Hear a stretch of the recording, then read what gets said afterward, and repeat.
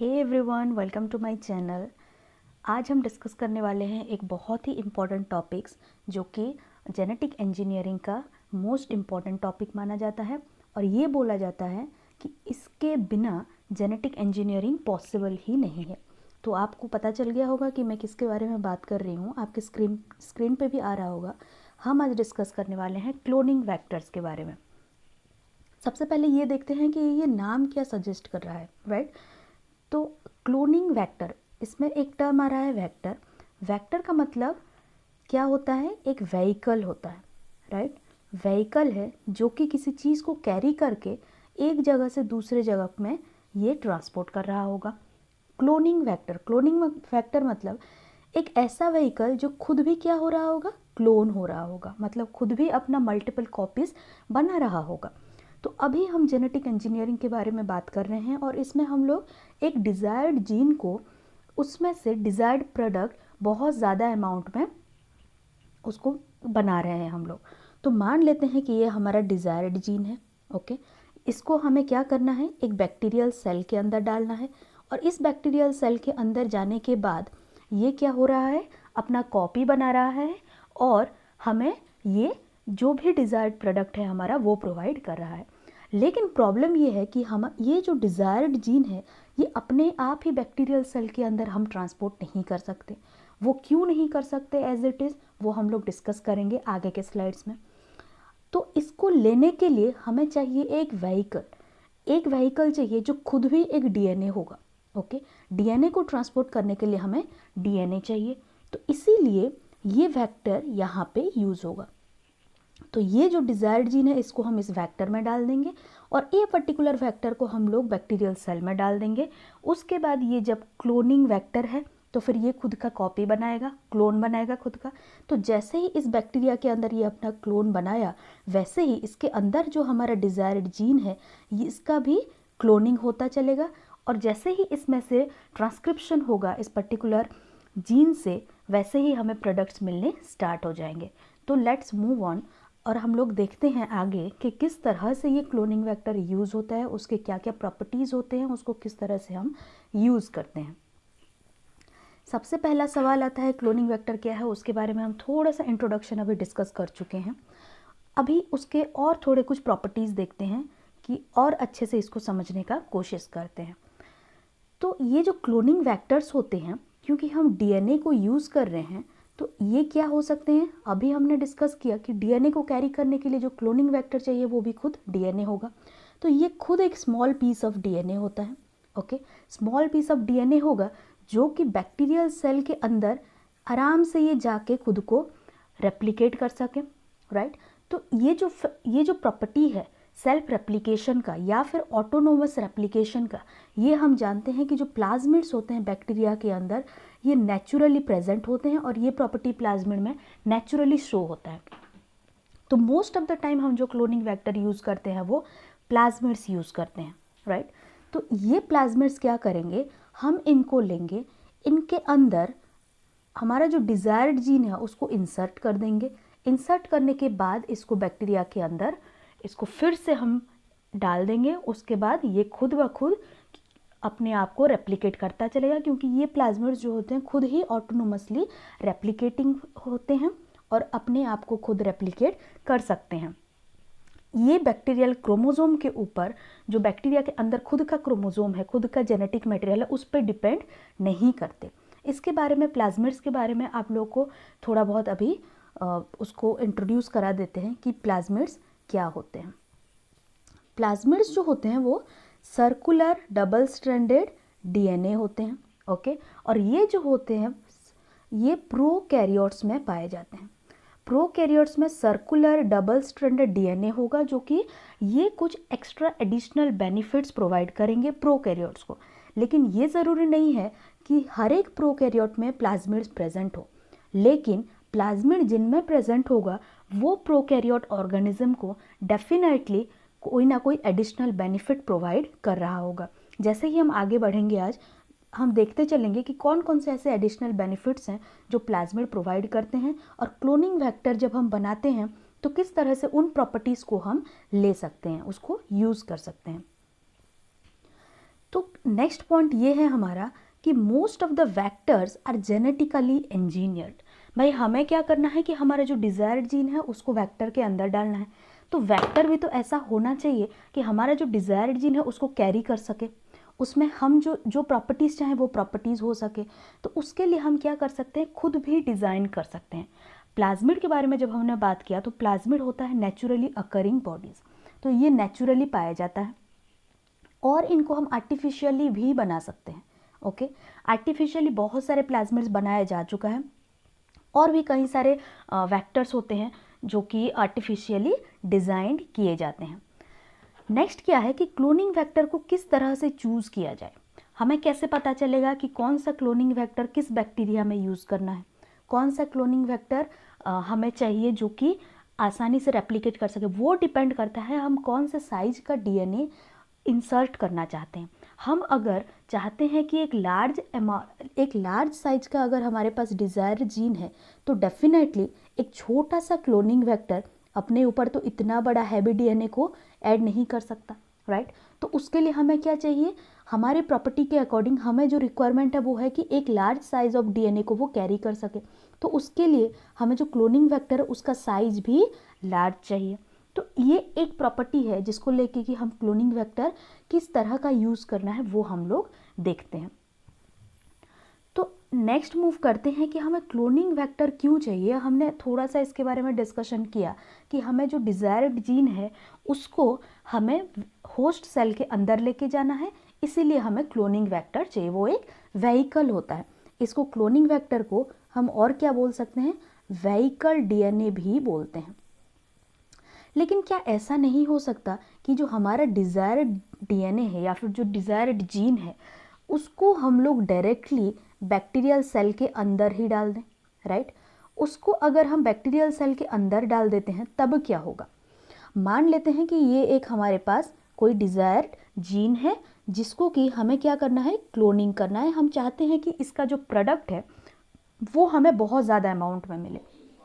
जैसे कि मान लेते हैं कि ये जीन जो है वो इंसुलिन बनाता है, ओके, इंसुलिन बनाता है। तो हम चाहते हैं कि बहुत ज़्यादा अमाउंट में इंसुलिन आए, तो हम ये भी तो कर सकते हैं कि ये जो जीन है इसको डायरेक्टली हम लोग बैक्टीरियल सेल के अंदर डाल देंगे और जैसे ही ये बैक्टीरियल सेल के अंदर ये जीन जाएगा वैसे ही क्या करेगा, इसका ट्रांसक्रिप्शन होगा और ट्रांसक्रिप्शन होने के बाद ये खुद ही इंसुलिन बनाना स्टार्ट कर देगा।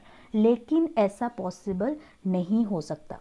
वो इसीलिए नहीं हो सकता क्योंकि हम ये बात बहुत अच्छे से जानते हैं कि जो बैक्टीरिया होता है या फिर कोई भी सेल होता है, प्रोकैरियोट्स हो, यूकैरियोट्स हो, उनमें क्या होते हैं, न्यूक्लियेजेस पाए जाते हैं, राइट। न्यूक्लियेजेस उनमें पाए जाएंगे। तो ये न्यूक्लियेजेस क्या करेंगे, ये जो हमारा जीन है इसको ये लोग डिग्रेड करना स्टार्ट कर देंगे। इसको अगर डिग्रेड कर देंगे तो हमारे पास अगर जीन ही नहीं रहा उस बैक्टीरियल सेल के अंदर तो वो रेप्लिकेट कैसे करेगा, राइट, वो प्रोडक्ट कैसे बनाएगा। वो एक पॉइंट है।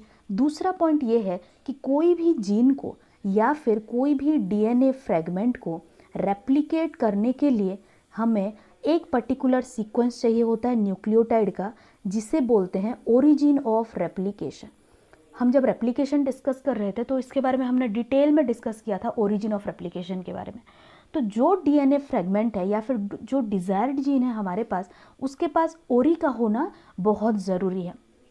लेकिन हमने अभी बात किया कि हम इंसुलिन जीन को उसका हम लोग प्रोडक्ट बनाना चाहते हैं। इंसुलिन जीन से कई सारे इंसुलिन हम बनाना चाहते हैं। लेकिन क्या ये ज़रूरी है कि जो इंसुलिन जीन है उसके पास एक ओरी प्रेजेंट हो? वो तो पॉसिबल नहीं है, वो हमेशा ज़रूरी नहीं होता है, क्योंकि हम जानते हैं कि जो डीएनए होता है, डीएनए में ओरिजिन ऑफ रेप्लिकेशन जो होता है, हो सकता है मल्टीपल ओरिजिन ऑफ रेप्लिकेशन पाया जाए, लेकिन हर एक जीन के पास ओरिजिन ऑफ रेप्लिकेशन तो पाया नहीं जाएगा, ऐसा कुछ भी ज़रूरी नहीं होता है। तो ये जो दो प्रॉब्लम्स होता है उसको हम सॉर्ट आउट करने के लिए वेक्टर को यूज़ करते हैं। ये जो वेक्टर्स होते हैं वो आसानी से बैक्टीरियल सेल के अंदर चले जाते हैं और इनको न्यूक्लियेजेस भी डिग्रेड नहीं करते, क्योंकि ये जो वेक्टर्स हैं मोस्टली ये प्लाज्मिड्स होते हैं और प्लाज्मिड्स जो है बैक्टीरिया जो भी कंपैटिबल बैक्टीरिया होगा हम उसी के अंदर उसको यूज़ करते हैं। तो ये डिग्रेड नहीं होंगे, प्लस इनके पास कुछ ऐसे प्रॉपर्टीज़ होंगे जैसे कि ओरिजिन ऑफ रेप्लिकेशन, जिसके वजह से कि जैसे ही एक फॉरेन मटेरियल जैसे ही एक फॉरेन डीएनए उससे जुड़ जाएगा, वैसे ही ये क्या हो जाएगा, जब ये प्लाज्मिड खुद रेप्लिकेट करने लगेगा, उसके साथ साथ हमारा जो जीन है ये भी रेप्लिकेट करने लगेगा। इसके बारे में हम आगे और ज़्यादा बात करेंगे तो आप लोगों को और अच्छे से क्लियर होता चलेगा।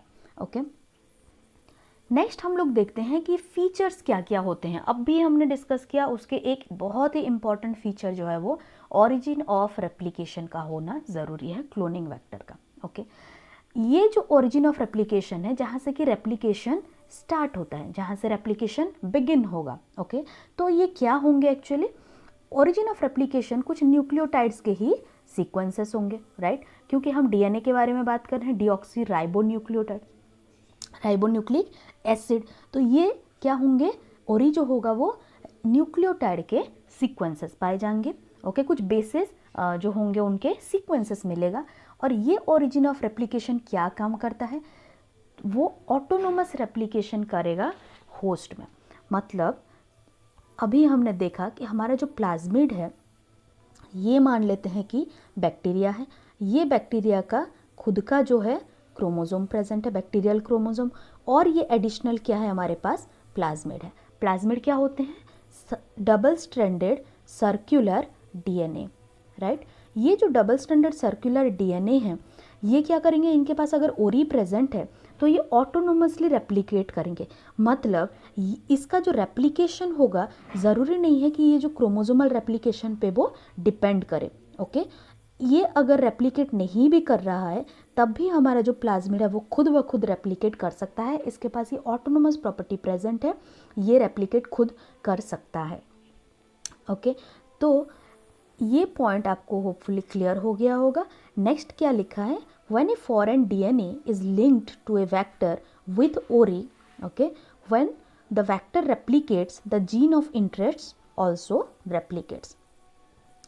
इस केस में जैसे कि यहाँ पे हम मान लेते हैं कि ये डबल स्टैंडर्ड सर्कुलर डीएनए है, एक हमारे पास प्लाज्मिड प्रेजेंट है, ये रहा इसका ओरी, ओरिजिन ऑफ रेप्लिकेशन मान लेते हैं इस जगह पे प्रेजेंट है, और यहाँ पे हमने क्या किया है, अपना जो डिज़ायर्ड जीन है उसको हमने इंसर्ट कर दिया है। तो ओरी से जैसे ही रेप्लिकेशन बिगिन होगा, वैसे ही इधर जब पहुँचेगा तो ये जो हमारा डिज़ायर्ड जीन है ये भी रेप्लिकेट करने लग जाएगा। जैसे ही हमारे पास 2 प्लाज्मिड बन जाएंगे रेप्लिकेट होके, वैसे ही हमारा जो डिज़ायर्ड जीन है वो भी कैसा हो जाएगा, रेप्लिकेट हो चुका होगा, वो भी हमारे पास डबल मिल जाएगा। ओके, और जैसे ही इस जीन से प्रोटीन का सिंथेसिस होगा, जैसे ही यहाँ से ट्रांसक्रिप्शन होगा और प्रोटीन बनेगा, वैसे कितना प्रोटीन बनेगा, अब अगर मान लेते हैं कि 2 में रेप्लिकेट हुआ है तो हमें 2 प्रोटीन यहाँ पे मिल जाएंगे। समझ में आ गया। यहाँ पे आपको दिख रहा होगा कि हर एक पेज में मैंने एक डायग्राम को ऐड किया है। ये डायग्राम है एक वेक्टर का, एक आर्टिफिशियली डिज़ाइंड वेक्टर, जो कि सबसे पहला artificial vector, artificial cloning vector बनाया गया था। उसका नाम है PBR322। ये सबसे पहले आर्टिफिशियली सिंथेसाइज किया गया था। तो यहाँ पे भी देखो, एक यहाँ पे सीक्वेंस प्रेजेंट है ORI, ओरी। ओके, इसके बारे में भी हम अभी डिस्कस करेंगे, किस तरह से ये आर्टिफिशियली बनाया गया था, किसने बनाया था, और इसका जो नाम है PBR322 वो किस तरह से दिया गया था। नेक्स्ट बात करते हैं नेक्स्ट फीचर के बारे में, वो है क्लोनिंग साइट। अब क्लोनिंग साइट क्या होता है, ये वो साइट्स होते हैं जहाँ पे कि रेस्ट्रिक्शन एंजाइम्स जो है वो कट करेंगे। क्योंकि हम जब वेक्टर को यूज़ कर रहे हैं तब हम एक्चुअली क्या देख रहे हैं, उसका जो प्रॉपर्टी है वहाँ पे हमें उस वेक्टर में कट लगाना है। कट करने के बाद उसका खुद का जो ये पार्ट है, खुद का जो डीएनए का पार्ट है, उसको हमें हटाना है। प्लस हमें क्या करना है, हमारा जो डिज़ायर्ड जीन है उसको इंसर्ट करना है। तो फिर इसके लिए क्या चाहिए, हमें कट करना पड़ेगा, और कट करने के लिए हमें रेस्ट्रिक्शन एंजाइम चाहिए। और रेस्ट्रिक्शन एंजाइम हम जानते हैं कि एक पर्टिकुलर सीक्वेंस पे जाके ही एक्ट करते हैं, जिसे हम बोलते हैं पैलिंड्रोमिक सीक्वेंसेस, जो कि हर एक रेस्ट्रिक्शन एंजाइम का जो सीक्वेंस होता है, वो रेस्ट्रिक्शन सीक्वेंस जो होगा वो डिफरेंट होगा। तो ये साइट जो है, ये क्लोनिंग साइट क्या है, ये वो पर्टिकुलर साइट है जहाँ पे कि रेस्ट्रिक्शन एंजाइम जाके कट करेगा। ओके, जैसे कि इस पर्टिकुलर डायग्राम में अगर मैं बात करूं तो यहाँ पे आपको दिख रहा होगा, यहाँ पे देखो ये एक दिया हुआ है PST1। ओके। उसके बाद PVU1, ये सब क्या है? ये सब एक एक रेस्ट्रिक्शन एंजाइम के नाम हैं। कई सारे रेस्ट्रिक्शन एंजाइम के ये जो साइट हैं वो आपको मिल जाएंगे। मतलब ये जो साइट है यहाँ पे PVU1 जाके एक्ट कर सकता है, ये जो साइट है यहाँ पे PST1 एक्ट करेगा, ये साइट में SAL1 जाके एक्ट करेगा, और देखो EcoR1 का जो साइट है वो यहाँ पे प्रेजेंट है। तो एक वेक्टर में आपको दिख रहा होगा कि कई सारे रेस्ट्रिक्शन एंजाइम के लिए साइट प्रेजेंट है। ऐसा क्यों नहीं होता कि एक वेक्टर में एक ही एंजाइम के लिए साइट प्रेजेंट हो, राइट? ये भी तो हो सकता है। मान लेते हैं कि इसके पास एक ओरिजिन ऑफ रेप्लिकेशन होता और इसके पास एक ही रेस्ट्रिक्शन एंजाइम के लिए साइट प्रेजेंट होता।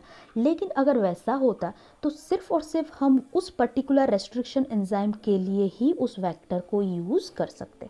मान लेते हैं कि ये जो हम एजम्पशन ले रहे हैं, ये जो पर्टिकुलर प्लाज्मिड है और ये जो पर्टिकुलर क्लोनिंग वेक्टर है, इसके लिए एक ही रेस्ट्रिक्शन एंजाइम, एक ही रेस्ट्रिक्शन साइट और एक ही क्लोनिंग साइट प्रेजेंट है। और ये जो क्लोनिंग साइट है वो किसके लिए प्रेजेंट है? ये हमारा EcoR1 के लिए प्रेजेंट है। तो सिर्फ और सिर्फ हम क्या कर सकते हैं, इसमें सिर्फ और सिर्फ EcoR1 ही जाके इसको कट कर सकता था, और कोई भी रेस्ट्रिक्शन एंजाइम हम चाहे भी तो फिर इसको हम कट नहीं करा सकते।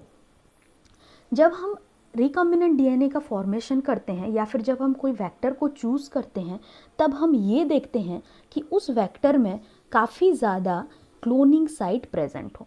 वो इसीलिए देखा जाता है क्योंकि अगर एक ही क्लोनिंग साइट प्रेजेंट होता तो क्या होता, सिर्फ और सिर्फ एक ही रेस्ट्रिक्शन एंजाइम को हम यूज़ कर सकते हैं, राइट? लेकिन अगर मल्टीपल क्लोनिंग साइट प्रेजेंट हो, जैसे कि MCS बोला जाता है, ये जो मल्टीपल क्लोनिंग साइट होगा तो हम क्या कर सकते हैं, बहुत सारे एंजाइम को यूज़ कर सकते हैं। अगर बहुत सारे एंजाइम को यूज़ करेंगे तब क्या होगा, हमें जेनरेट क्या होगा, मतलब हमें फ़ायदा क्या हो रहा है एक्चुअली। मान लेते हैं कि हमारा जो डिज़ायर्ड जीन है, एक डिज़ायर्ड जीन है, उसको हम लोग यहाँ पे इंसर्ट कर सकते हैं क्योंकि उसके लिए यहाँ पे जो रेस्ट्रिक्शन साइट है या फिर जो क्लोनिंग साइट है वो प्रेजेंट है। ओके।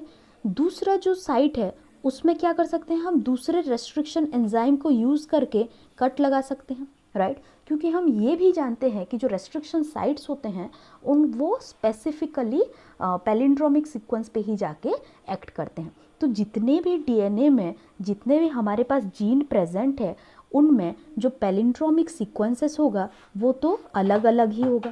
भाई ऐसा तो नहीं है कि हमें अगर इंसुलिन चाहिए तो इंसुलिन के पास जो पैलिंड्रोमिक सीक्वेंसेस होगा, जो एंजाइम उसको कट कर सकता है, क्या वो ज़रूरी है कि दूसरा कोई पर्टिकुलर जीन को जाके वही एंजाइम कट करे, दूसरे जीन में भी वही पैलिंड्रोमिक सीक्वेंस मिले? ऐसा तो ज़रूरी नहीं है, क्योंकि पैलिंड्रोमिक सीक्वेंसेस जो होंगे वो अलग अलग होंगे, बहुत सारे डिफरेंट तरह के हमें मिलेंगे। तो उस तरह के जो प्रॉब्लम्स आएंगे उसको ओवरकम करने के लिए हम क्या कोशिश करते हैं कि हम जो क्लोनिंग वेक्टर बनाएं या फिर जिस क्लोनिंग वेक्टर को हम यूज़ करें उसमें कई सारे जो क्लोनिंग साइट है वो प्रेजेंट हो, ताकि उसको हम मल्टीपल वर्क के लिए हम उसको यूज़ कर सकते हैं। मान लो अभी मुझे इस क्लोनिंग साइट पे इंसुलिन का जो जीन है उसको यूज़ करना है, तो इंसुलिन के लिए मुझे मान लेते हैं यहाँ पे कट लगाना पड़ेगा। तो मैं इसके हेल्प से क्या कर सकती हूँ कि जो इंसुलिन का जीन है उसको ऐड कर सकती हूँ। मान लेते हैं दूसरा कोई जीन है जिसको मुझे ऐड करना हो, तो इसके लिए जो रेस्ट्रिक्शन एंजाइम मैं यूज़ करूँगी, मान लेते हैं कि इसका जो रेस्ट्रिक्शन एंजाइम के लिए जो क्लोनिंग साइट है वो भी इस पर्टिकुलर प्लाज्मिड में प्रेजेंट है यहाँ पे। तो यहाँ पे अगर ये प्रेजेंट है तो मैं इसी को यूज़ कर सकती हूँ दूसरे किसी जीन को इनकॉर्पोरेट करने के लिए। तो इसीलिए ये माना जाता है कि जो क्लोनिंग वेक्टर हो उसमें बहुत सारे एंजाइम्स के लिए रेस्ट्रिक्शन साइट प्रेजेंट हो तो बहुत अच्छा रहता है। लेकिन क्या ऐसा हो सकता है कि एक ही रेस्ट्रिक्शन, अगर एक ही वेक्टर में बहुत सारे क्लोनिंग साइट एक ही एंजाइम का हो, मतलब वन रेस्ट्रिक्शन एंजाइम के लिए मेनी क्लोनिंग साइट, अगर ऐसा हो गया तो क्या हो जाएगा, खुद सोचो। अगर एक ही रेस्ट्रिक्शन एंजाइम के बहुत सारे हमारे पास क्लोनिंग साइट मिलेंगे, तब जैसे ही हम इस पर्टिकुलर वेक्टर को रेस्ट्रिक्शन एंजाइम से डाइजेस्ट कराएंगे तो हमें बहुत सारा फ्रेगमेंट यहाँ पे मिल जाएगा। जैसे कि यहाँ पे भी वो एंजाइम कट करने लगेगा, यहाँ भी कट करेगा, यहाँ भी कट करेगा, यहाँ भी कट करेगा। तो इतने सारे जो कट जनरेट होंगे, हमें तो सिर्फ और सिर्फ एक ही डीएनए फ्रेगमेंट को, एक ही जीन ऑफ इंटरेस्ट को हमें इसके अंदर डालना है।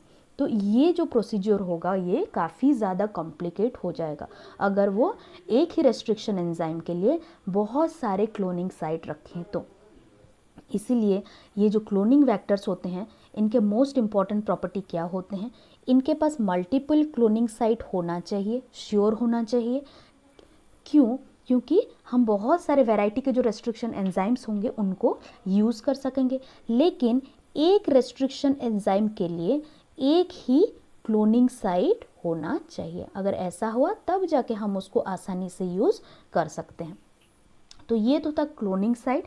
क्लोनिंग साइट क्या होता है, वहाँ पे जो आपने अभी पढ़ा कि रेस्ट्रिक्शन एंजाइम्स वहाँ पे यूज़ होते हैं, वहाँ पे हम रेस्ट्रिक्शन एंजाइम यूज़ करके कट करते हैं और उसी पर्टिकुलर जगह पे हमारा जो डिज़ायर्ड जीन है वो जाके वहाँ पे ऐड हो जाता है। ओके, उसके बाद नेक्स्ट देखते हैं कि ये प्लाज्मिड में और क्या होना चाहिए। नेक्स्ट एक बहुत ही इंपॉर्टेंट प्रॉपर्टी आता है एक वेक्टर का, एक क्लोनिंग वेक्टर का, और वो है सिलेक्टेबल मार्कर। अब ये सिलेक्टेबल मार्कर क्या होते हैं, ये भी क्लोनिंग वेक्टर में प्रेजेंट होगा और इसका काम कैसा होगा देखते हैं। यहाँ पे देखो इस डायग्राम में ये जो सिलेक्टेबल मार्कर्स होते हैं, ओके, ये जो सिलेक्टेबल मार्कर्स होते हैं ये क्या होंगे। अब जैसे ही हमने मान लेते हैं कि ये हमारा डिज़ायर्ड डीएनए फ्रेगमेंट था, इसको हमने इस क्लोनिंग वेक्टर में ऐड कर दिया। ओके, ऐड करने के बाद हमने इसको क्या किया, ये जो बैक्टीरिया है इस बैक्टीरिया के अंदर ये अपना उसका खुद का जेनेटिक मटेरियल है, प्लस हमने इसको इसके अंदर ऐड कर दिया। ओके, लेकिन बैक्टीरिया तो बहुत ही छोटा होता है, बहुत ही स्मॉल होंगे, तो हम उसको नेकेड आई में तो देख नहीं सकते, और हम देख के तो ये नहीं बता सकते बिल्कुल भी कि इस बैक्टीरिया के अंदर ये पर्टिकुलर जो क्लोनिंग वेक्टर है या फिर जो हमारा डिज़ायर्ड जीन है वो ऑलरेडी आ चुका है। तो हमें पता कैसे चलेगा? कुछ अगर इस वेक्टर के अंदर, कुछ इस क्लोनिंग वेक्टर के अंदर ऐसा साइट अगर होता जिसके वजह से कि हम क्या कर सकते, उसको आइडेंटिफाई अगर कर सकते, जब ये बैक्टीरियल सेल के अंदर चला जाता तो हम इसको आइडेंटिफाई कर लेते, वो कुछ ऐसा प्रोडक्ट का फॉर्मेशन कर रहा होता, या फिर किसी मीडियम में वो मर जाता है, या फिर किसी मीडियम में वो अपने आप को ज़िंदा रख पाता, तो हम क्या कर सकते थे, उस केस में आसानी से उसको हम आइडेंटिफाई कर सकते हैं। तो ये होते हैं सिलेक्टेबल मार्कर। ये मार्कर इसीलिए नाम है, हम जानते हैं मार्कर क्या होता है, उसको किसी चीज़ को मार्क करने के लिए हम यूज़ करते हैं, राइट। तो यहाँ पे भी मार्कर सिलेक्ट करने के लिए यूज़ होता है। तो मार्कर, सिलेक्टेबल मार्कर्स क्या होंगे, ये कुछ स्पेशल जीन्स प्रेजेंट होंगे जो कि अगर बैक्टीरियल सेल के अंदर वो पर्टिकुलर क्लोनिंग वेक्टर चला गया तो उसको हम आइडेंटिफाई कर सकते हैं। ये मान लेते हैं कि इसके अंदर क्लोनिंग वेक्टर गया है जिसके अंदर कि हमारा डिज़ायर्ड जीन प्रेजेंट है, और ये पर्टिकुलर एक दूसरा बैक्टीरिया है जिसके अंदर ये क्लोनिंग वेक्टर नहीं गया, तो फिर हम क्या कर सकते हैं, इसको, ये जिसके अंदर क्लोनिंग वेक्टर चला जा चुका है, इसको हम आइडेंटिफाई कर लेंगे दूसरे से। ओके, ये जो जीन्स प्रेजेंट होते हैं ये क्लोनिंग वेक्टर में होते हैं। अब देखते हैं कि ये कौन कौन से जीन हो सकते हैं। यहाँ पे आपको दिख रहा होगा ये PBR322 में, यहाँ पे देखो ये जो पर्टिकुलर सर्कुलर डीएनए है इसमें दो सेगमेंट हैं, एक तो एम्पिसिलिन आर लिखा हुआ AMPR और दूसरा है TETR। ये क्या होगा, एम्पिसिलिन AMPR जो है ये एम्पिसिलिन रेजिस्टेंस को शो करता है, और जो TETR, ओके, ये किसको शो करता है, टेट्रासाइक्लिन। आप लोग जानते होंगे एम्पिसिलिन और टेट्रासाइक्लिन जो होते हैं दोनों ही एंटीबायोटिक्स होते हैं। ओके, एंटीबायोटिक अगर हुए तो फिर इनका काम क्या होगा, ये जो बैक्टीरियाज होते हैं उनको ये किल करने में हेल्प करेंगे, राइट। तो जिस बैक्टीरिया में, मान लेते हैं ये एक बैक्टीरिया है, ये खुद का उसका डीएनए प्रेजेंट है, ओके, इसके अंदर कोई भी वेक्टर नहीं है, कोई भी प्लाज्मिड नहीं है, कोई भी क्लोनिंग वेक्टर इसके अंदर नहीं है, तो इसको अगर आप एम्पिसिलिन मीडियम में रखोगे तो इसके अंदर क्या कोई रेजिस्टेंस पावर होगा, कुछ नहीं होगा इसके पास, तो ये डेफिनेटली वहाँ पे सरवाइव नहीं कर पाएगा। ये उस कंडीशन में ये मर जाएगा। लेकिन मान लेते हैं कि दूसरा एक बैक्टीरिया है जिसके अंदर की एक ऐसा जीन प्रेजेंट है जो क्या कर सकता है, ये जो एम्पीसिलिन है उसके लिए रेजिस्टेंस प्रोवाइड कर सकता है। मतलब इसको अगर हम इस मीडियम में एम्पीसिलिन डाल देंगे तो फिर भी ये क्या कर लेगा, खुद को बचा सकता है, ये इस मीडियम में सरवाइव कर सकता है। तो इस केस में क्या हो जाएगा, ये बैक्टीरिया सरवाइव कर जाएगा। तो ये जो जीन है ये कहाँ पे प्रेजेंट होते हैं, ये जो है हमारे क्लोनिंग वेक्टर्स में प्रेजेंट होते हैं। वैसे ही एक दूसरा वाला अभी हमने देखा कि टेट्रासाइक्लिन भी एक एंटीबायोटिक होता है और जिसके लिए जो रेजिस्टेंस जीन प्रेजेंट होता है वो वेक्टर में प्रेजेंट होता है। तो जो पर्टिकुलर वेक्टर में वो एंटीबायोटिक रेजिस्टेंस के लिए जीन प्रेजेंट होगा तो वहाँ पे क्या होगा, वो वेक्टर अगर उस बैक्टीरिया में प्रेजेंट है तो बैक्टीरिया सरवाइव कर जाएगा, और जिस बैक्टीरिया में ये वेक्टर प्रेजेंट नहीं है वो बैक्टीरिया सरवाइव नहीं कर सकेगा। यहाँ पे देख लेते हैं कुछ कंडीशंस क्या होगा। मान लेते हैं कि यहाँ पे यहाँ पे मान लेते हैं 2 तरह के बैक्टीरियाज इस तरह से प्रेजेंट हैं। एक में जो है ये PBr322 वेक्टर है, ओके, यहाँ पे ये क्लोनिंग वेक्टर है और यहाँ पे क्लोनिंग वेक्टर नहीं है। अब दोनों को हमने क्या किया, इस 2 बैक्टीरियाज को हमने एक पेट्री डिश में, जहाँ पे कि एम्पीसिलिन एंटीबायोटिक है, ओके, ये मान लेते हैं एम्पीसिलिन एंटीबायोटिक है और यहाँ पे हमने इसको डाल दिया है। तो कौन सा बैक्टीरिया सरवाइव करेगा, जिसके पास ये क्लोनिंग वेक्टर प्रेजेंट है वो सरवाइव कर जाएगा, क्योंकि उसके पास देखो। तो दूसरा केस क्या हो रहा है देखना, यहाँ पे देखो ये जो वेक्टर है इसके पास एम्पीसिलिन रेजिस्टेंस के लिए ये जीन प्रेजेंट है जो कि पिंक कलर में मार्क्ड है, ओके, और टेट्रासाइक्लिन रेजिस्टेंस के लिए दूसरा वाला जीन प्रेजेंट है जो कि ये भी पिंक कलर में मार्क्ड है। लेकिन ये जो एम्पीसिलिन रेजिस्टेंस का जीन है उसके पास देखना ये PVU1, ओके, ये जो PVU1 है ये क्या है, एक्चुअली एक रेस्ट्रिक्शन एंजाइम है, ओके। PST1 क्या है, ये भी एक रेस्ट्रिक्शन एंजाइम है। ये 2 रेस्ट्रिक्शन एंजाइम के लिए जो पैलिंड्रोमिक सीक्वेंस प्रेजेंट है वो इस एरिया में प्रेजेंट है। इसका मतलब जब हम लोग मान लेते हैं कि ये पर्टिकुलर वेक्टर को हमने यूज़ किया, ओके, इसको हमने यूज़ किया और इसके जो एम्पीसिलिन रेजिस्टेंस के लिए जो जीन है वो यहाँ पे प्रेजेंट है, ओके। इस जीन में कौन सा एंजाइम के लिए, कौन सा रेस्ट्रिक्शन एंजाइम के लिए साइट प्रेजेंट है, PVU1 के लिए। तो यहाँ पे मान लेते हैं हमने यूज़ किया है PVU1, ओके। यहाँ पे अगर हम PVU1 एंजाइम यूज़ करेंगे तो ये क्या हो जाएगा, ये जो एम्पीसिलिन रेजिस्टेंस के लिए ये जीन था ये यहाँ पे कट हो जाएगा, राइट। ये कट होने के बाद हमारा जो डिज़ायर्ड जीन है वो आके यहाँ पे ऐड हो जाएगा। तो ये एम्पीसिलिन रेजिस्टेंस जीन अब क्या हो चुका है, यहाँ पे कट हो चुका है, राइट। तो ये अगर एम्पीसिलिन रेजिस्टेंस जीन कट हो चुका है तो क्या ये रेजिस्टेंस प्रोवाइड कर पाएगा, ये अब रेजिस्टेंस प्रोवाइड नहीं कर सकता, राइट, क्योंकि ये जो एम्पीसिलिन रेजिस्टेंस जीन है जो कि इसको रेजिस्टेंस प्रोवाइड करने के लिए यूज़ होता था ये अभी खुद कट हो चुका है। इसके जो सीक्वेंसेस हैं जो कि एक प्रोटीन प्रोड्यूस कर रहे थे एम्पीसिलिन रेजिस्टेंस के लिए वो अब प्रोड्यूस नहीं कर पाएंगे। तो अब ये जो वेक्टर है, अब ये जो क्लोनिंग वेक्टर है, इसको अगर हम इस मीडियम में ऐड करेंगे एम्पीसिलिन मीडियम में तो क्या ये सरवाइव कर पाएगा, ये बिल्कुल भी सरवाइव नहीं कर सकता। तो यहाँ पे हमने क्या देखा कि ये यहाँ पे जो भी हमारे पास सिलेक्टेबल मार्कर्स प्रेजेंट हैं, ओके, ये जो हमारे पास प्रेजेंट है एंटीबायोटिक रेजिस्टेंस जीन, इसके पास जो भी रेस्ट्रिक्शन एंजाइम के लिए सीक्वेंसेस प्रेजेंट हैं, अगर हम वो रेस्ट्रिक्शन एंजाइम यूज़ कर लेते हैं तो क्या हो जाएगा, वो रेजिस्टेंस जीन और काम नहीं करेगा और वो उस पर्टिकुलर एंटीबायोटिक के जो मीडियम होंगे वहाँ पे वो सरवाइव नहीं कर सकते। जैसे कि मान लो ये PBr322 को हमने क्या किया, सेल 1 से कट किया। सेल 1 यहाँ पे प्रेजेंट है जो कि टेट्रासाइक्लिन रेजिस्टेंस जीन के पास प्रेजेंट है, राइट, टेट्रासाइक्लिन रेजिस्टेंस जीन के अंदर प्रेजेंट है ये। तो इसको अगर सेल 1 से कट करेंगे तो ये क्या हो जाएगा, ये जो बैक्टीरिया होगा जिसके अंदर ये प्लाज्मिड जाएगा, वो क्या हो जाएगा, टेट्रासाइक्लिन के मीडियम में ये सर्वाइव नहीं कर पाएगा। ओके, तो होप कि आप लोगों को अभी क्लियर हो गया होगा कि ये सिलेक्टेबल मार्कर्स जो होते हैं वो किस तरह से यूज़ होते हैं। ओके, तो हमारे पास जो मार्कर होते हैं, एक्चुअली जो मार्कर हैं हमारे पास, ये दो तरह के मार्कर होते हैं। मार्कर जीन का मतलब वो मार्क कर रहा है, राइट, वो दोनों को आइडेंटिफाई कर सकता है कि कहाँ पे हमारा वेक्टर इंसर्ट हुआ है और कहाँ पे इंसर्ट नहीं हुआ है। तो अभी हमने क्या देखा, हमने देखा एक सिलेक्टेबल मार्कर।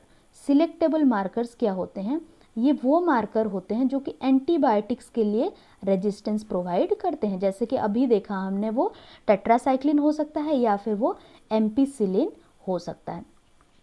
दूसरा किस तरह के मार्कर जिन होते हैं, दूसरा एक होता है स्क्रीनिंग मार्कर।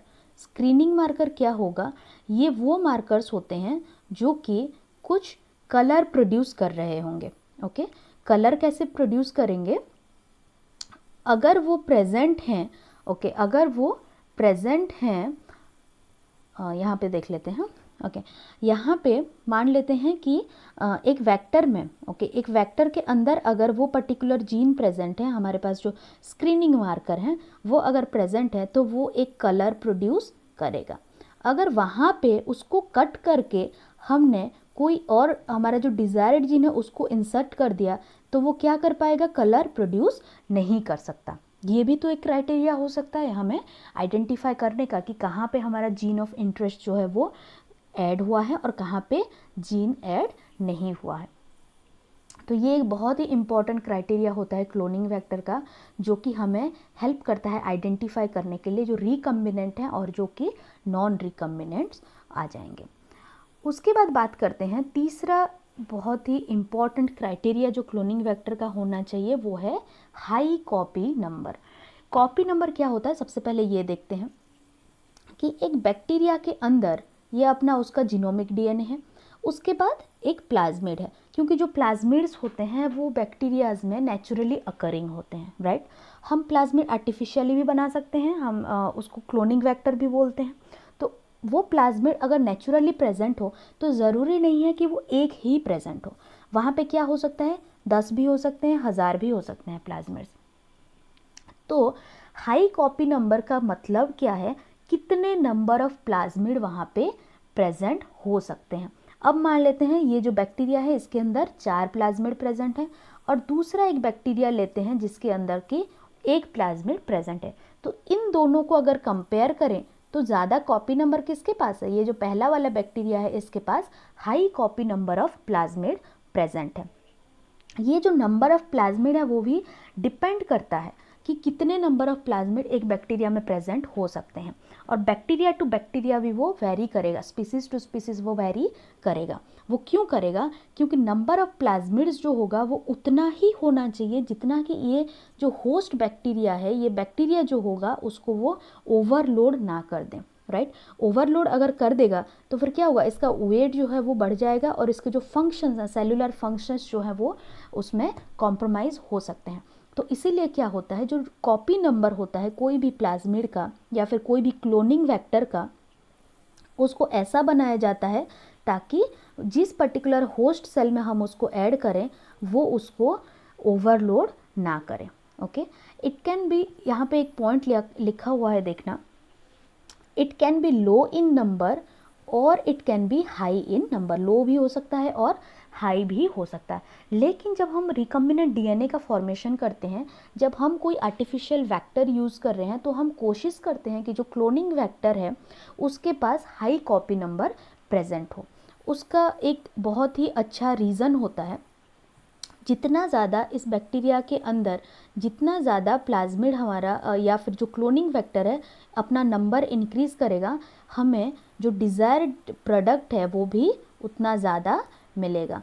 इसी वजह से हम चाहते हैं कि जो इनका कॉपी नंबर है वो हाई हो, लेकिन इसका मतलब ये नहीं है कि इसका जो कॉपी नंबर है हमें बहुत ज़्यादा हाई कर देना है, जिसके वजह से कि बैक्टीरिया खुद ही ओवरलोड हो जाए और बैक्टीरिया यहाँ पे अपना फंक्शन जो है वो शो नहीं कर सके। एक और क्वेश्चन आता है, अगर आप लोग के दिमाग में आ रहा है तो वो ये हो सकता है कि भाई हमने तो क्लोनिंग वेक्टर के अंदर अपना जीन डाल दिया, ओके, इसके पास ओरी सीक्वेंस प्रेजेंट है तो ये खुद रेप्लिकेट भी करने लगेगा, अपना नंबर भी इंक्रीज़ करेगा, मतलब 1 से 2 होगा, 2 से 4 होगा, राइट। 4 होने के बाद इनके पास भी जो डिज़ायर्ड जीन है ये तो प्रेजेंट होना ही है, लेकिन ये प्रोटीन कैसे प्रोड्यूस कर रहा है, ये क्वेश्चन आ सकता है दिमाग में। तो देखो, जो भी वेक्टर हम लोग ले रहे हैं, क्लोनिंग वेक्टर जो भी ले रहे हैं, उसके पास ओरिजिन ऑफ रेप्लिकेशन होने के साथ साथ हमें जो जीन हमने ऐड किया है उसके पास क्या होना चाहिए, ट्रांसक्रिप्शन करने की कैपेसिटी भी होना चाहिए। जैसे कि इसके पास प्रोमोटर होना चाहिए, राइट, प्रोमोटर होना चाहिए, और क्या होना चाहिए, इसके पास रेगुलेटरी जीन होना चाहिए और टर्मिनेटर भी होना चाहिए। अगर ये तीनों यहाँ पे प्रेजेंट हैं तो फिर डेफिनेटली ये जो जीन है वो खुद को क्या कर सकता है, ट्रांसक्राइब कर सकता है, मतलब ट्रांसक्रिप्शन होगा, और ट्रांसक्रिप्शन होने के बाद क्या हो जाएगा, यहाँ पे प्रोटीन का सिंथेसिस होना स्टार्ट हो जाएगा और ट्रांसलेशन होगा। ओके, होप कि आपको ये जो हाई कॉपी नंबर वाला कॉन्सेप्ट है ये आपको समझ में आ गया होगा। ये बहुत ही इम्पॉर्टेंट हो जाता है कॉपी नंबर को मेंटेन रखना, हमें उतना ही कॉपी नंबर मेंटेन रखना है जितना कि वो जो होस्ट है वो उसको मैनेज कर सके। हर एक प्लाज्मिड का और हर एक क्लोनिंग वेक्टर का जो कॉपी नंबर है वो रेगुलेट किया जाता है। जब हम लोग आर्टिफिशियली भी बनाते हैं तो उसमें वो जीन डाला जाता है जिसके वजह से कि वो ये देखे कि वो कितना कॉपी नंबर मेंटेन कर सकता है। जैसे कि अगर ये एक वेक्टर है तो यहाँ पे ओरिजिन ऑफ रेप्लिकेशन होगा। हाई कॉपी नंबर का मतलब क्या है, अगर ये 10 बार रेप्लिकेट किया तो यहाँ पे कितना कॉपी बनाएगा, 10 कॉपी जाके बनाएगा, राइट। अगर ये 100 बार रेप्लिकेट किया तो ये 100 कॉपी बनाएगा। तो ये नंबर ऑफ रेप्लिकेशन ही तो है, जितना ज़्यादा रेप्लिकेट ये करेगा खुद को उतना ज़्यादा कॉपी नंबर इंक्रीज होने लगेगा। तो ये जो ओरिजिन ऑफ रेप्लिकेशन है इसके साथ साथ एक और सीक्वेंस प्रेजेंट होता है यहाँ पे, जो कि इसको क्या करेगा, इसके जो कॉपी नंबर है, कितने बार वो अपना कॉपी बना रहा है या फिर कितनी बार वो रेप्लिकेट कर रहा है, उसको क्या करेगा, रेगुलेट करेगा। नंबर ऑफ रेप्लिकेशन जो है वो क्या हो जाएगा, यहाँ पे रेगुलेट होगा। ओके, नेक्स्ट पे जाते हैं नोमेनक्लेचर पार्ट में। अभी तक हमने डिस्कस कर लिया कि कौन कौन से इसके कैरेक्टरिस्टिक्स होना चाहिए, कौन कौन से इसके इंपॉर्टेंट फीचर्स हैं क्लोनिंग वेक्टर्स का। ओके, नेक्स्ट चलते हैं कि ये जो PBr322 है इसका नोमेनक्लेचर किस तरह से किया गया है, नाम कैसे इसका दिया गया था। तो ये PBr322 जो है फर्स्ट क्लोनिंग वेक्टर है जो कि 1977 में इसको कंस्ट्रक्ट किया गया था।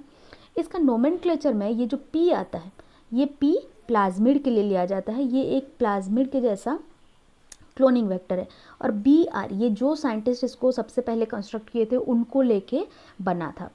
ओके, उनके नाम पे ये B और R लिया गया है, जो कि बॉलिवर एंड रॉड्रिग्स है। उसके बाद ये जो नंबर है 322, ये क्या है कि दूसरे भी बहुत सारे प्लाज्मिड्स उस पर्टिकुलर लेबोरेटरी में बनाए गए होंगे, क्लोनिंग वेक्टर। ओके, दूसरे क्लोनिंग वेक्टर भी बनाए गए हैं। ऐसा तो नहीं है कि एक लेबोरेटरी में सिर्फ एक ही क्लोनिंग वेक्टर बनाया जाएगा, नहीं, ऐसा नहीं हो सकता, क्योंकि लैब में बहुत सारे एक्सपेरिमेंट्स होते रहते हैं, बहुत सारे रिसर्च वर्क होते रहते हैं, बहुत सारे न्यू चीज़ें आती रहती हैं। तो यहाँ पे भी क्लोनिंग वेक्टर जो है वो एक ही बनाया नहीं जाता, बहुत सारे वेक्टर्स बनाए जाते हैं। तो ये जो नंबर दिया गया था उसको दूसरे से डिस्टिंग्विश करने के लिए दिया गया था। वैसे ही और भी वही कई सारे क्लोनिंग वेक्टर उस पर्टिकुलर लैब से बनाए गए हैं, जैसे कि PBr325 और PBr327।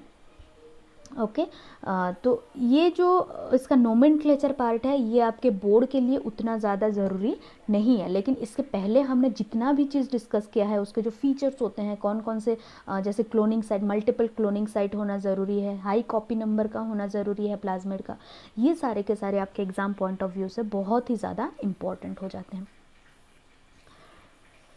नेक्स्ट हम थोड़ा सा डिस्कस कर लेते हैं कि जितना भी अभी तक हमने देखा कि क्लोनिंग वेक्टर के फीचर्स क्या क्या होंगे। सबसे पहला फीचर हमने देखा था कि जो क्लोनिंग वेक्टर्स होते हैं उनके पास क्या होना चाहिए, ओरिजिन ऑफ रेप्लिकेशन होना चाहिए। ओरिजिन ऑफ रेप्लिकेशन जो होता है वो साइट होता है जहाँ से कि रेप्लिकेशन जो होगा वो स्टार्ट होगा, राइट। रेप्लिकेशन यहाँ से स्टार्ट हो जाएगा।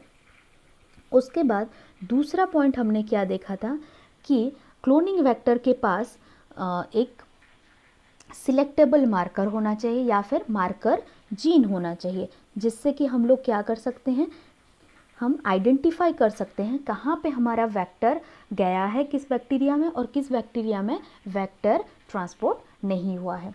उसके बाद ये जो मार्कर जीन है ये दो तरह के हो सकते हैं, हमने देखा। एक तो एंटीबायोटिक्स के लिए हो सकता है जिसे कि हम लोग बोलते हैं सिलेक्टेबल मार्कर्स, ये हो जाएगा हमारा सिलेक्टेबल मार्कर। और दूसरा जो है वो हो सकता है स्क्रीनिंग मार्कर। ओके, ये हमने देखा था। और क्या हमने देखा था, हमने ये भी देखा था कि जो क्लोनिंग वेक्टर्स होते हैं उनके पास क्लोनिंग साइट्स होते हैं।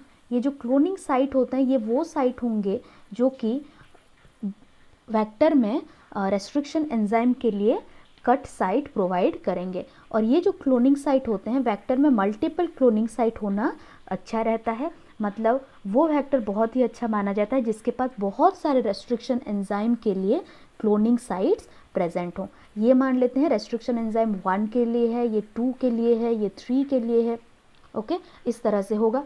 लेकिन एक ही एंजाइम का बहुत सारा क्लोनिंग साइट नहीं हो सकता, मतलब रेस्ट्रिक्शन एंजाइम 1 के लिए एक है चलेगा, लेकिन यहाँ पे भी एक, यहाँ पे भी एक, इस तरह से 1 के लिए 3 साइट प्रेजेंट होना सही नहीं है, क्योंकि वो उतना ज़्यादा कट प्रोड्यूस करेगा और हमें जो हम रिकम्बिनेंट डीएनए बनाएंगे उसके लिए बहुत ही प्रॉब्लम वो क्रिएट कर लेगा। बहुत सारे कट जनरेट हो जाएंगे, तो उतने कट में हमें एक ही डिज़ायर्ड जीन लगाना है जो कि पॉसिबल नहीं हो पाएगा, काफ़ी ज़्यादा टफ टास्क हो जाएगा। ओके, उसके बाद हमने क्या देखा, क्लोनिंग साइट के बाद हमने देखा जो वेक्टर होंगे, जो क्लोनिंग वेक्टर होंगे उनके पास हाई कॉपी नंबर होना चाहिए। ये हाई कॉपी नंबर क्या है, नंबर ऑफ जो क्लोनिंग वेक्टर है इनसाइड ए बैक्टीरियल सेल, कितने नंबर ऑफ क्लोनिंग वेक्टर वहाँ पे होना चाहिए। हमें ज़्यादा से ज़्यादा number of cloning vectors bacteria के अंदर चाहिए, लेकिन इतना भी ज़्यादा नहीं चाहिए कि वो बैक्टीरिया को ही ओवरलोड कर दें। ओके, बैक्टीरियल सिस्टम जो बैक्टीरिया के अंदर जितने भी उसके अंदर सेलुलर सिस्टम्स हैं उसको कॉम्प्रोमाइज़ करना पड़े, राइट। तो ये था आपका ओवरव्यू। उसके बाद देखते हैं जो क्लोनिंग वेक्टर होता है, क्योंकि हम जो क्लोनिंग वेक्टर हैं वो प्लांट्स के लिए भी यूज़ कर सकते हैं, कुछ क्लोनिंग वेक्टर हैं जो एनिमल सेल के अंदर भी कुछ अगर जीन हमें डालना है तो भी यूज़ कर सकते हैं, राइट। तो आपके एनसीईआरटी में 2 क्लोनिंग वेक्टर के बारे में अच्छे से दिया हुआ है। ओके, जो प्लांट्स के लिए जो वेक्टर हम लोग यूज़ करते हैं उसके बारे में डिटेल में दिया हुआ है, जिसके लिए हम दूसरे लेक्चर्स में उसको डिस्कस करेंगे। एनिमल्स के लिए जो है एक रेट्रोवायरस यूज़ होता है, और जो प्लांट्स होते हैं उनके लिए टीआई प्लाज्मिड यूज़ होते हैं। इसका मतलब क्या है देखना, कि अगर हमें किसी प्लांट सेल के अंदर हमें कोई डिज़ायर्ड जीन इसके अंदर ट्रांसपोर्ट करना है, तो हमें यहाँ पे भी क्लोनिंग वेक्टर चाहिए होगा। और ये जो क्लोनिंग वेक्टर होगा वो क्या होता है, मोस्टली ये प्लाज्मिड होता है, और वो पर्टिकुलर प्लाज्मिड का नाम क्या है, टीआई प्लाज्मिड। ओके, ये होता है प्लांट सेल के लिए। और मान लेते हैं हमें एनिमल सेल के अंदर डालना है। अगर हमें एनिमल सेल के अंदर किसी डिज़ायर्ड जीन को डालना है तो फिर उसके लिए भी हमें क्लोनिंग वेक्टर की ज़रूरत होगी, और ये जो क्लोनिंग वेक्टर होता है वो मोस्टली रेट्रोवायरस होता है। तो ये जो रेट्रोवायरस हैं और ये जो टीआई प्लाज्मिड्स होते हैं, ये किस तरह से जीन को animal cell and bacterial cell में इनकॉर्पोरेट करने में हेल्प करते हैं, उसके बारे में हम दूसरे लेक्चर सीरीज़ में डिस्कस करेंगे। ओके, और भी कई सारे वेक्टर्स, क्लोनिंग वेक्टर्स पाए जाते हैं, जैसे कि एक आर्टिफिशियल वेक्टर है पीयूसी वेक्टर। ओके, और M13 फाज भी होता है। ये जो फाज है ये बैक्टीरियोफाज से लिया गया है। हम जानते हैं कि जो बैक्टीरियोफाज होते हैं वो वायरस होते हैं जो कि अपना डीएनए को दूसरे बैक्टीरिया के अंदर इनकॉर्पोरेट कर सकते हैं। ये उनका जो है नेचुरल टेंडेंसी होता है, राइट। और क्या होते हैं, लैम्बडा फज होते हैं। लैम्बडा फज भी एक वायरस है। ओके, ये सारे के सारे हम लोग as a cloning vector use कर सकते हैं। तो यहाँ पे आप लोग को अगर थोड़ा सा अच्छे से आप लोग देख रहे हो तो फिर आपको ये पता चल गया होगा कि हम प्लाज्मिड्स भी यूज़ कर सकते हैं, राइट, हम वायरस भी यूज़ कर सकते हैं, कुछ आर्टिफिशियली हम क्लोनिंग वेक्टर्स को भी बना सकते हैं। ओके, तो क्लोनिंग वेक्टर के लिए ऐसा ज़रूरी नहीं है कि सिर्फ़ और सिर्फ हम प्लाज्मिड को ही यूज़ करें, उसके लिए हम कुछ वायरल जो जीन होते हैं उसको भी यूज़ कर सकते हैं, क्योंकि जो वायरल जीन होते हैं वो क्या होते हैं, वो हम जानते हैं कि वायरस अपना जेनेटिक मटेरियल को खुद जाके बैक्टीरिया के जो क्रोमोसोम है उसके अंदर इनकॉर्पोरेट कर सकता है। तो ये उसका नेचुरल टेंडेंसी है, तो हम उसी नेचुरल टेंडेंसी को यूज़ कर सकते हैं। लैम्ब्डा फज, M13 और PUC ये तीनों आपके सिलेबस में नहीं हैं, और रेट्रोवायरस सिर्फ और सिर्फ नाम मेंशन है, ये डिटेल में आपको नहीं पढ़ना है। तो मैंने बस यहाँ पे आपको एग्जांपल्स बता दिया, ज़रूरी नहीं है कि इसके बारे में आप डिटेल सर्च करने लगें, डिटेल आप इनके बारे में पढ़ने लगें, आपके बोर्ड के लिए इसकी कोई ज़रूरत नहीं है। लेकिन TI प्लाज्मिड के बारे में हम डिटेल में डिस्कस करेंगे, ये किस तरह से प्लांट में यूज़ होता है, इसका नेचुरल टेंडेंसी क्या होता है, तो वो सारा कुछ हम एक दूसरे लेक्चर सीरीज़ उसके लिए चाहिए होगा, दूसरा लेक्चर चाहिए होगा, उसमें हम लोग डिस्कस करने वाले हैं। ओके, नेक्स्ट है, देखो एडिशनल प्रॉपर्टी और क्या क्या हो सकता है एक वेक्टर का। भाई वेक्टर तो वो DNA है, वो DNA सेगमेंट होता है जो कि एक बैक्टीरियल सेल के अंदर जाएगा।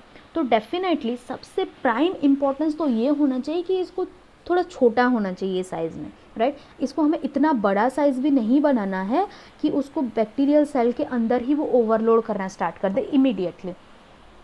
तो इसको हम शॉर्ट एंड स्मॉल रखते हैं, हमारे जो ज़रूरत होते हैं उसके अकॉर्डिंग जितना शॉर्ट हम बना सके, जितना छोटा इसको बना सके, कोशिश किया जाता है कि उतना छोटा वेक्टर हम यूज़ करेंगे। उसके बाद नेक्स्ट है compatible with host cell. Definitely इसके अंदर अगर ये जा रहा है तो इसके साथ इसका कंपेटिबिलिटी भी हाई होना चाहिए। ऐसा ना हो कि इस बैक्टीरिया सेल के अंदर जैसे ये होस्ट एंटर हुआ, बैक्टीरियल सेल खुद ही इसको रिजेक्ट करने लगे। अगर वैसा हो गया तो डेफिनेटली ये जो वेक्टर है ये इसके अंदर रेप्लिकेट नहीं कर पाएगा, तो हमारा काम ही नहीं बनने वाला है। तो इसलिए कंपेटिबिलिटी भी बहुत इम्पॉर्टेंट होता है। नेक्स्ट हम देख चुके हैं, next point should be high copy number. Okay, and next है should be able to express itself using host machinery.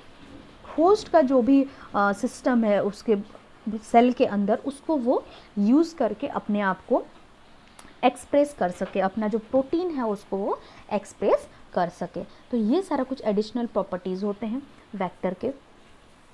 Okay, उसके बाद एक और पॉइंट आता है आइडियल क्लोनिंग वेक्टर। जो आइडियल क्लोनिंग वेक्टर है, वैसे तो अभी तक जो आइडियल टर्म है उसका कोई भी एग्जिस्टेंस होता नहीं है, मतलब ऐसा कुछ भी नहीं होता है जो कि आइडियल हो। सारे के सारे जो भी चीज़ हम लोग देखते हैं आसपास, वो कोई भी चीज़ आइडियल है नहीं है, उसमें कुछ ना कुछ फॉल्ट हमें देखने को मिलता है। तो उसी तरह से जो क्लोनिंग वेक्टर होते हैं उसमें भी कुछ ना कुछ आपको डिमेरिट हर क्लोनिंग वेक्टर में देखने को मिलेगा। ऐसा नहीं है कि वो सारा हमें जो भी डिज़ायर्ड चीज़ चाहिए, हम जिसे आइडियल मानते हैं वैसा क्लोनिंग वेक्टर बना सकते हैं। तो फिर भी कुछ जो कॉन्सेप्ट्स हैं उसको देख लेते हैं। It should have low molecular weight, definitely कम वेट का होना चाहिए। दूसरा क्या है, single site of variety of restriction enzyme, ये तो हम बना सकते हैं डेफिनेटली। जो PBr322 है उसमें भी आप लोग देख चुके हो कि इस पर्टिकुलर क्लोनिंग वेक्टर में कई सारे रेस्ट्रिक्शन एंजाइम के लिए एक एक साइट यहाँ पे प्रेजेंट है। ओके, उसके बाद क्या है, recombinant should be able to differentiate from non recombinant in the host cell, और मार्कर जीन का प्रेजेंट। हम ये देख चुके हैं जो सिलेक्टेबल मार्कर्स होते हैं, मार्कर जीन होंगे तब जाके हम क्या कर सकते हैं, जो भी रिकम्बिनेंट हुए हैं। ओके, रिकम्बिनेंट हुए हैं मतलब क्लोनिंग वेक्टर जिसके पास की डिजायर्ड जीन प्रेजेंट है उसको हम क्या बोल देंगे, रिकम्बिनेंट। ओके, रिकम्बिनेंट DNA, तो यही होता है आपका recombinant DNA। Okay, recombinant DNA हो गया, और ये जिस सेल में जाएंगे, जिस होस्ट में ये जाएंगे, उस होस्ट में क्या हो जाएगा, वो होस्ट भी तो रिकम्बाइंड हो गया। मतलब वो होस्ट खुद जैसा पहले था, जिसके पास की कोई फॉरेन जीन नहीं था, कोई फॉरेन DNA नहीं था, उसके अंदर हमने एक वेक्टर को डाल दिया जिसके अंदर एक फॉरेन DNA है, तो ये जो सेल बना, ये सेल खुद भी रिफॉर्म्ड हुआ है। तो इसे क्या बोल सकते हैं, रिकम्बिनेंट सेल बोल सकते हैं। ओके, तो ये कुछ आइडियल क्लोनिंग वेक्टर के पॉइंट्स हैं जो कि कभी कभी एग्ज़ाम में पूछा जाता है। ओके, और इसमें जितने भी पॉइंट्स हमने डिस्कस किए हैं मोस्टली आपके एनसीईआरटी के ही पॉइंट्स हैं सारे, एक एक पॉइंट को हमने यहाँ पे कवर करने की कोशिश की है। होप कि आपको यहाँ तक अच्छे से समझ में आ गया होगा। यहाँ पे फिर से PBR 322 का डायग्राम है। ये डायग्राम जो है आप लोग मोस्ट इम्पॉर्टेंट मार्क कर सकते हो अपने एनसीईआरटी में, क्योंकि ये आपको पूरा का पूरा याद रखना है। कहाँ पे कौन सा सीक्वेंस प्रेजेंट है वो टोटली आपको याद रखना पड़ेगा। ये डायग्राम एज इट इज़ पूछा जाता है। इसको इस तरह से आपको डायग्राम दे दिया जाएगा और इसमें कुछ साइट्स मार्क कर दिए जाएंगे और यहाँ पे क्वेश्चन मार्क होगा। आपको इस कौन सा साइट है, कौन सा एंजाइम का रेस्ट्रिक्शन साइट है, कौन से रेजिस्टेंस जीन का साइट है, ये सारा कुछ आपको याद होगा, तब जाके आप इस क्वेश्चन को सॉल्व कर सकते हो। तो ये डायग्राम आपको पूरा याद हो जाना चाहिए। तो होप कि आपको ये लेक्चर अच्छे से समझ में आ गया होगा। ओके, अगर कोई भी डाउट है तो आप कमेंट बॉक्स में डाल सकते हैं या फिर मेरे स्टूडेंट्स जो हैं वो मुझे क्वेश्चन पूछ सकते हैं मेरे नंबर पे। ओके, और जो भी सीरीज़ हैं इस पर्टिकुलर बायोटेक्नोलॉजी चैप्टर का वो हम लोग आगे डिस्कस करते चलेंगे। So thank you so much for watching this video.